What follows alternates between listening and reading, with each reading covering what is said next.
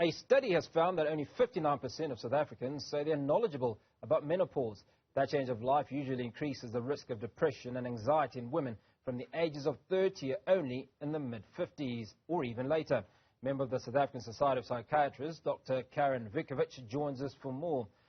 Dr. Vukovic, appreciate your time. I suppose let's start off with, what is menopause?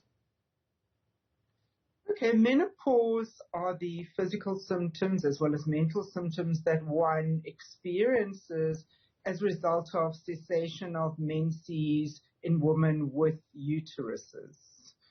So it's a transition, a life transition where one's body no longer creates the hormones in a cyclical fashion that it used to. So it's a normal aging process. Now, it's associated with various physical and mental health challenges. Would you unpack some of these for us, please? Sure. In terms of the mental, so often physical and mental health symptoms occur as frequently, in terms of 50% of the physical symptoms and 50% of mental symptoms. And certainly a lot of patients that have depression previously are more likely to have the mental symptoms. In other words, mood changes, depressions, anxiety, irritability. But together with the physical symptoms, one has hot flushes, insomnia, difficulty in concentrating, energy, moodiness, tearfulness, irritability. Those are the kind of symptoms that one experiences. Now, Dr. Vukovic, when a woman's obviously in her 50s, when we see some of these symptoms, we might be able to diagnose that, okay, these are the challenges associated with menopause. But the challenges, menopause can start as early as 30, from what we understand. Absolutely. It's unusual. Only in about 10% of patients begin before the age of 40. And clearly every menopause is different. So if your menopause begins earlier on, certainly it will require more specialized interventions. Now, there's obviously a stigma around discussing mental health. And this is prevalent in South Africa, as shown by the statistics. Now, how can individuals create a more supportive environment that obviously encourages women to openly discuss their mental health concerns during this period of menopause? Okay.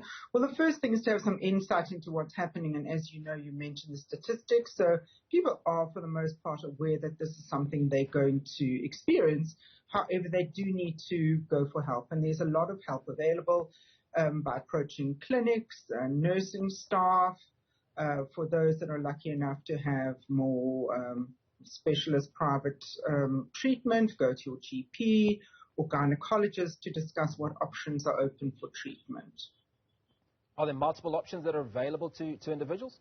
Now, absolutely. Sorry, Doc, before you respond to that, you talk about going to see your gynecologist or your physician, and that largely reflects those women that are privileged. What about those women that don't have a gynecologist or a private GP? Are the same services available in clinics, for instance? Right. I did mention that. Yes. So to approach one's clinic, a nursing sister in one's local clinic, possibly a doctor that they see in clinics. So any medical professional would have some access to suggestions as to how the patients could go forward and get some treatment should they need it. Now, lifestyle changes are also recommended to support mental well-being. What are some of the elements of this aspect of dealing with it? Okay.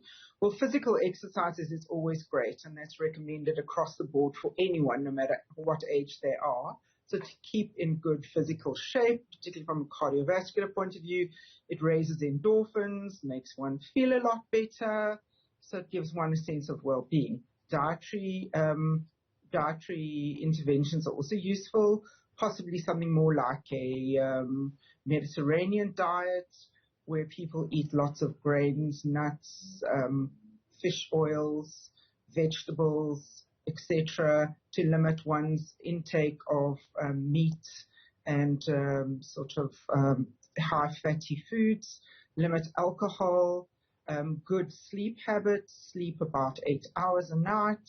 One of the problems with menopause is insomnia, and so that's often a red flag that could herald changes about to happen. So sleeping is vitally important, and socializing, connecting with family members, etc. And often they could point out that there may well be a problem. So communication is vital. But that's kind of ironic, is it not, socializing with people when on the one hand you are moody and don't want to be around people? Right. Well, it's not necessarily as severe as that, but there are often slight nuances, and it usually occurs, very insidiously. So one does need to be self-aware, and often one's family members can point out changes in one's behavior. So interacting is really important. So here's a question that's probably typical of a man. Is menopause a short period in a woman's life? Does it go away at some point? Right. Well, it's a transition from one sort of phase of one's life into the next. At some point in time, it will stop. However, it's variable. Everyone has a very different experience, and what necessarily happened for your mother or your friend isn't necessarily going to happen for you. So in terms of it, it does end at some stage. However, as I said, every journey is very different. So let's talk about depression and anxiety, and these are aspects to menopause, or certainly that period, that potentially you cannot deal with as a family member. What facilities or services are available for people that are suffering from depression or anxiety as a result of menopause? I'm pleased that you asked that one. That we do have SADAG, which is a wonderful resource that's available to the public, and getting hold of them. And I'm hoping that you're going to have their contact details on your screen. So SADAG is always there to help. I think it's 0800 12 13 14, or else they can be SMS'd on 32312. And we also have a menopause resource website. So there's lots of information available, and certainly there is no lack of assistance. Final question, and this one is for the men, particularly in Women's Month. What do you encourage the men to do in order to support their partners when it comes to issues around menopause? Okay. Be mindful that they are going through this life-changing experience. Their partner may be more irritable, less approachable, and possibly to be available to discuss issues and point out where things are possibly going wrong in family, and just to be generally more accommodating should the person have insomnia or feel unwell or lack motivation or energy, and to encourage one's partner and possibly go to a clinic or an available resource nearby that could assist the transition phase.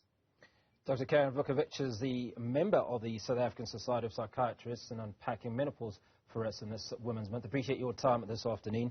And for those that might be suffering from anxiety or depression, you can reach out to SADAG on 0800 12 13 14 or SMS 32312.